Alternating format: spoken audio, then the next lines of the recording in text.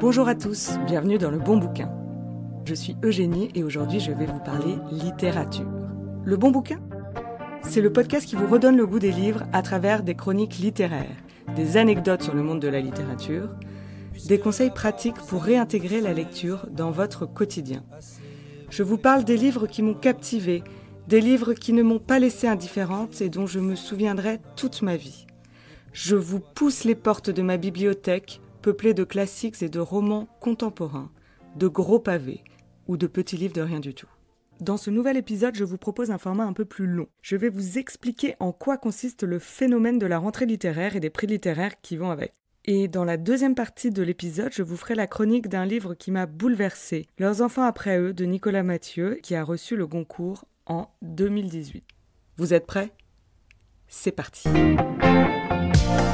Chaque début septembre, mon vague à l'âme de la fin d'été s'évanouit grâce à l'ébullition de la rentrée littéraire. Quels sont les favoris en lice pour le Goncourt ? Que vaut le dernier Houellebecq ? Quel premier roman sort son épingle du jeu ? Cet intérêt est nourri par les médias, les librairies, les réseaux sociaux qui n'ont qu'un mot à la bouche, qu'une expression, que dis-je, celle de rentrée littéraire. Qu'est-ce que c'est au juste la rentrée littéraire ? Un foisonnement de nouvelles parutions plus alléchantes les unes que les autres, tous les ans entre la fin août et le début novembre ? Eh bien, je vous le donne en mille, c'est bien plus que cela. Tout d'abord, pour la comprendre, il faut la dater, cette rentrée. Et c'est à ce moment-là que je dois annoncer à tous les cartésiens, à tous les esprits rationnels, auditeurs de ce podcast, qu'ils n'auront jamais la date exacte de la première rentrée littéraire et qu'il faut en faire le deuil maintenant. Voici les maigres infos que je peux vous offrir. On dit que Mallarmé utilisait déjà le terme « rentrée » en 1874, quand il parlait de la reprise de la vie culturelle au mois de septembre après la pause estivale. L'expression en tant que telle de rentrée littéraire est apparue dans les années 1930 seulement et dans les pages du Figaro. Ce que vous devez retenir, c'est que la rentrée littéraire est un phénomène qui a émergé progressivement dans la durée, à cheval entre le 19e et le 20e siècle. Quelle que soit sa date de naissance, la rentrée littéraire est indéniablement française. On peut expliquer cette spécificité par la centralisation géographique de la vie culturelle française autour de la capitale, mais aussi de la place qu'occupe la littérature en France par rapport à d'autres pays dont les lecteurs se tournent davantage vers la non-fiction et délaissent un peu la fiction. Fait très important, la rentrée littéraire est indissociable des prix littéraires en général, et plus particulièrement du prix Goncourt. La création en 1903 de ce prix va contribuer à légitimer le genre du roman et s'ériger en guide du grand public grâce à sa visibilité médiatique. Et à partir de ce moment-là, c'est l'avalanche. Dès l'année suivante, en 1904, 22 femmes de lettres lancent le prix Femina. En 1911, l'Académie française fonde le Grand Prix de littérature avant de lancer en 1915 son propre prix du roman. En 1926 est créé le prix Théophraste Renaudot par un groupe de journalistes qui, en attendant le résultat des délibérations du prix Goncourt, ont décidé un peu comme une blague de lancer leur propre prix. Quant à l'interallié, il couronne à partir de 1930 un écrivain journaliste. Cette multiplication des prix littéraires est liée à la fois à l'essor du marché du livre et au développement de la presse, avec la libéralisation de l'écrit, mais aussi à l'expansion d'une éducation rendue obligatoire en primaire.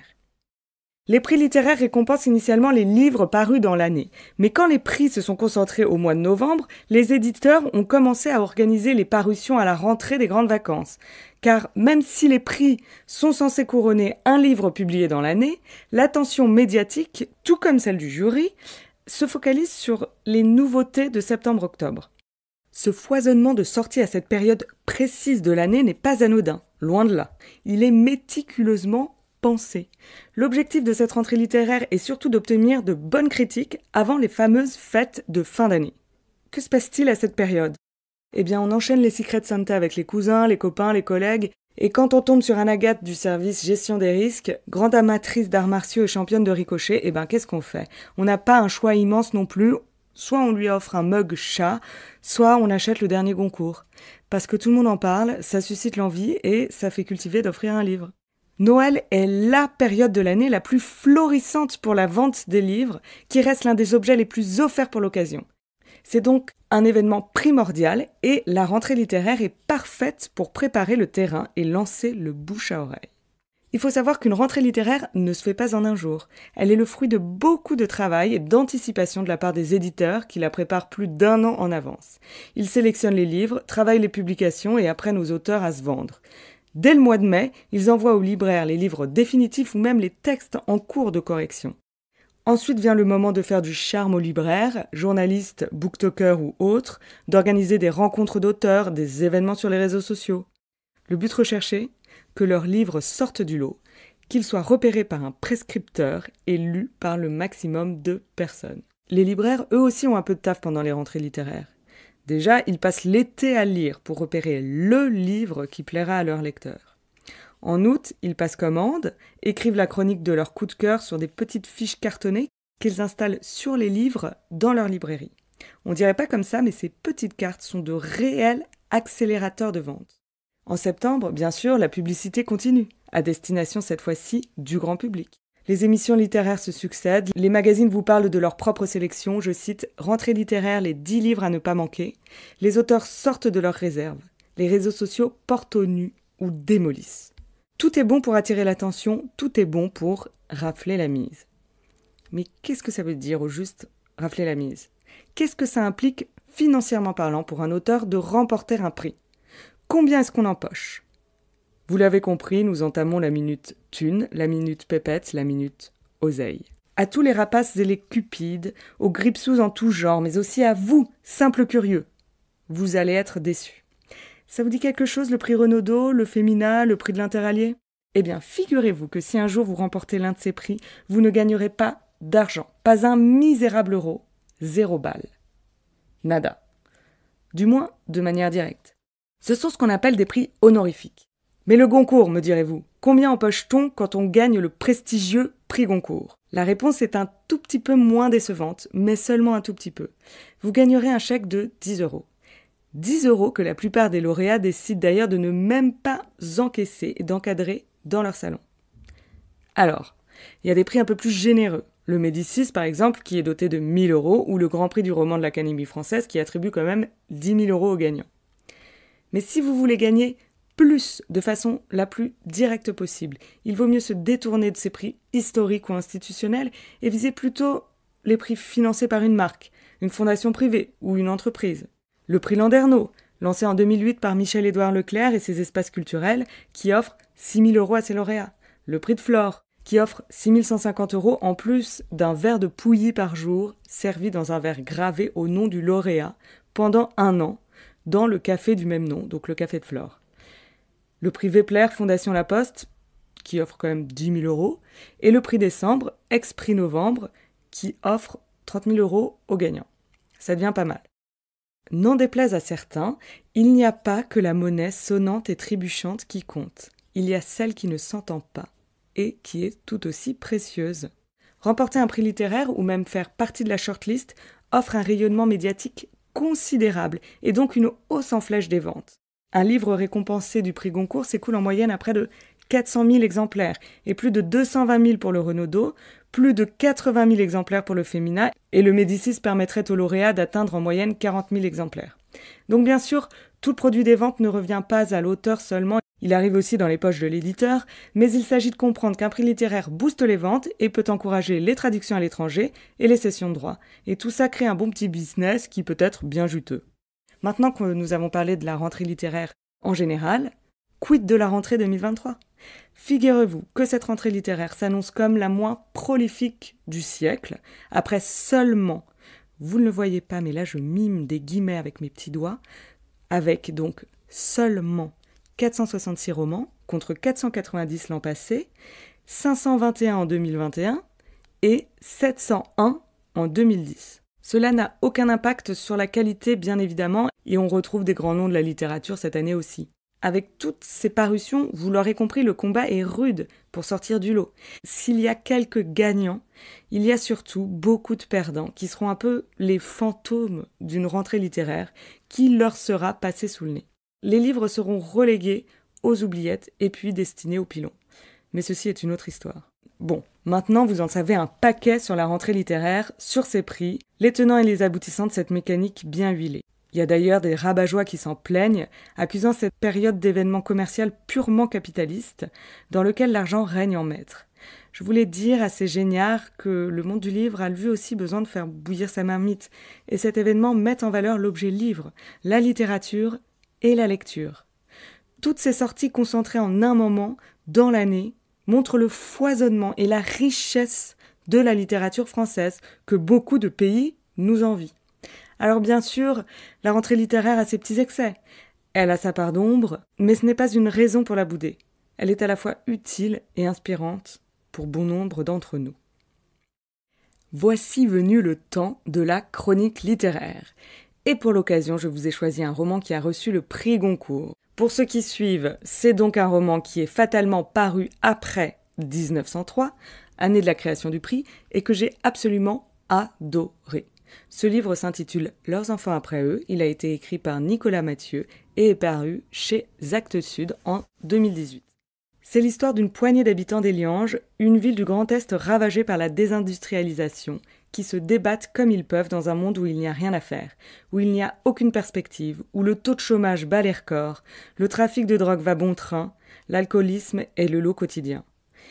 C'est un roman éminemment sociologique sur la mort des hauts fourneaux et qui raconte l'ennui. L'ennui avec un grand E. L'ennui dans toute sa violence. C'est un roman sur l'adolescence et ses espérances, sur le désir de s'émanciper du déterminisme qui guette, l'envie de rebattre les cartes de la fatalité de son milieu. C'est un roman sur l'impression d'être totalement piégé dans une vie dont on ne veut pas. C'est un livre sur une génération désenchantée. Et la réponse est non. Je ne m'excuserai pas pour cette référence musicale douteuse car elle est totalement à propos. Donc dans cette vie d'ailleurs, cette envie de s'extirper de son milieu, se niche l'ingratitude universelle des enfants envers leurs parents, cette volonté presque animale de faire différemment d'eux. Cette façon dont ils se voilent la face et pensent encore qu'ils pourront échapper à ce destin moyen tout tracé. Alors que, même s'il y a des exceptions, c'est très probablement ce qu'il arrivera. Parce que ce sont les règles du jeu. Le titre génial dit tout cela. Leurs enfants après eux annonce un irrémédiable cycle de la vie, parle d'une forme de transmission non consentie. Cet extrait du livre est très parlant. Les hommes parlaient peu et mouraient tôt. Les femmes se faisaient des couleurs et regardaient la vie avec un optimisme qui allait en s'atténuant. Une fois vieilles, elles conservaient le souvenir de leurs hommes crevés au boulot, au bistrot, silicosés, de fils tués sur la route, sans compter ceux qui s'étaient fait la malle. Irène, la mère du cousin, appartenait justement à cette catégorie des épouses délaissées. Le cousin avait grandi vite, du coup. À 16 ans, il savait tondre, conduire sans permis, faire à bouffer. Il avait même le droit de fumer dans sa chambre. Il était intrépide et sûr. Anthony l'aurait suivi jusqu'en enfer. En revanche, il se sentait de moins en moins copain avec les manières de sa famille. Les siens, il les trouvait finalement bien petits, par leur taille, leur situation, leurs espoirs, leur malheur même, répandu et conjoncturel. Chez eux, on était licencié, divorcé, cocu ou cancéreux. On était normal en somme, et tout ce qui existait en dehors passait pour relativement inadmissible. Les familles poussaient comme ça, sur de grandes dalles de colère, des souterrains de peine agglomérés, qui, sous l'effet du pastis, pouvaient remonter d'un seul coup en plein banquet. Anthony, de plus en plus, s'imaginait supérieur. Il rêvait de foutre le camp. Si les conditions de vie, les milieux, les familles diffèrent un peu, l'envie de mettre les voiles, tant qu'il est encore temps, est continuellement présente. Voici un autre extrait qui résonne avec le premier. Quand elle rentrait le week-end, elle trouvait ses parents occupés à mener cette vie dont elle ne voulait plus, avec cette bienveillance d'ensemble et ces phrases prémâchées sur à peu près tout. Chacun ses goûts. Quand on veut, on peut. Tout le monde ne peut pas devenir ingénieur. Vanessa les aimait du plus profond et ressentait un peu de honte et de peine à les voir faire ainsi leur chemin, sans coup d'éclat ni défaillance majeure. Elle ne pouvait pas saisir ce que ça demandait d'opiniâtreté et d'humble sacrifice. Cette existence moyenne, poursuivie sans relâche, à ramener la paye et organiser des vacances, à entretenir la maison et faire le dîner chaque soir, à être présent, attentif, tout en laissant à une ado déglinguée la possibilité de gagner progressivement son autonomie. Vanessa, elle, les voyait petits, larbins, tout le temps crevés, amers, contraignants, mal embouchés, avec leurs télestars et leurs jeux de grattage, les chemisettes cravates du père, et sa mère qui, tous les trimestres, refaisait sa couleur et consultait des voyantes, tout en considérant que les psys étaient tous des escrocs. Vanessa voulait fuir ce monde-là, coûte que coûte, et son angoisse était à la mesure de ce désir d'échapper belle. En parallèle, il y a les parents, ces parents qui se débattent pour offrir le meilleur à leurs enfants, ou le moins mauvais, tout du moins. Ce passage que je vais vous lire sur l'éducation m'a énormément touchée et a résonné en moi très longtemps. L'éducation est un grand mot. On peut le mettre dans des livres et des circulaires. En réalité, tout le monde fait ce qu'il peut. Qu'on se saigne ou qu'on s'en foute, le résultat recèle toujours sa part de mystère. Un enfant naît, vous avez pour lui des projets, des nuits blanches. Pendant 15 ans, vous vous levez à l'aube pour l'emmener à l'école. À table, vous lui répétez de fermer la bouche quand il mange et de se tenir droit. Il faut lui trouver des loisirs, lui payer ses baskets et ses slips. Il tombe malade, il tombe de vélo. Il affûte sa volonté sur votre dos. Vous l'élevez et perdez en chemin vos forces et votre sommeil. Vous devenez lent et vieux. Et puis, un beau jour, vous vous retrouvez avec un ennemi dans votre propre maison. C'est bon signe, il sera bientôt prêt. C'est alors que viennent les emmerdes véritables, celles qui peuvent coûter des vies ou finir au tribunal. Bon, alors ça paraît un peu tristoun, dit comme ça, un peu lourd, mais il y a quand même des moments de douceur dans ce livre. Les premiers émois d'adolescents qui mettent du baume à cet ennui, et ces premières amours qui font barrage à la vacuité. Leurs enfants après eux, c'est aussi une remontée dans le temps, celui des années 90, celui du flegme, celui où on n'accrochait pas sa ceinture en voiture, où la société de consommation était portée au nu, celui des couleurs criardes des emballages de biscuits industriels, des fêtes foraines et d'Interville. Ce livre, c'est une ambiance.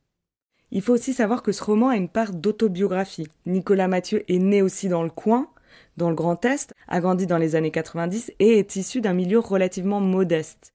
À l'adolescence, ses parents l'inscrivent dans une école privée et c'est là que rapidement il commence à ressentir la différence de milieu social. Nicolas Mathieu, c'est le Annie Ernaux du Grand Est, en plus jeune, moins normand assurément, avec un peu plus de poil au menton. Mais c'est cette même histoire de transfuge de classe, thème qui personnellement me passionne. Comme vous le remarquez, et une fois n'est pas coutume, je vous ai lu beaucoup de passages du livre dans cet épisode. Mais voilà, ce que je voulais vous montrer dans cet épisode, c'est que chaque phrase, chaque mot, chaque chapitre de Leurs enfants après eux de Nicolas Mathieu s'apprécie comme du bon vin, comme l'ambroisie des dieux grecs, comme un bonbon artisanal pour les becs sucrés. En somme, on s'arrête à chaque tournure, on savoure les mots, les formules. Cela faisait bien longtemps que je n'avais pas été aussi émue par une écriture. Et j'espère que vous le serez aussi.